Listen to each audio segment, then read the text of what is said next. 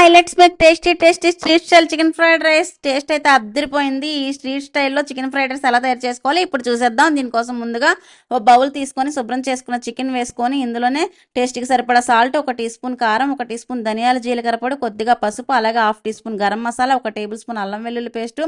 అలాగే 1 table spoon oil, అలాగే 1 table spoon మైదా పిండి, 1 టేబుల్ స్పూన్ కార్న్ఫ్లోర్ వేసుకొని వీటన్నింటిని కూడా చికెన్కి బాగా పట్టేలాగా కలుపుకొని ఒక 1 అవర్ పాటు మ్యారినేట్ చేసి పక్కన పెట్టుకున్న తర్వాత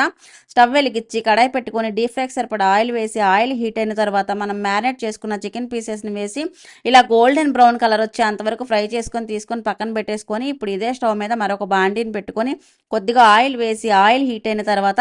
ఒక ఎగ్ని బీట్ చేసి వేసుకొని 1 నిమిషం పాటు కలుపుకొని ఫ్రై చేసుకోవాలి. ఎగ్ని మరీ ఎక్కువసేపు కాకుండా ఇలా వేగుతుండగానే కట్ చేసి పెట్టుకున్న వెజిటేబుల్స్ అన్నీ వేసేసుకొని క్యారెట్, అలాగే బీన్స్, క్యాబేజీ, పచ్చిమిర్చి,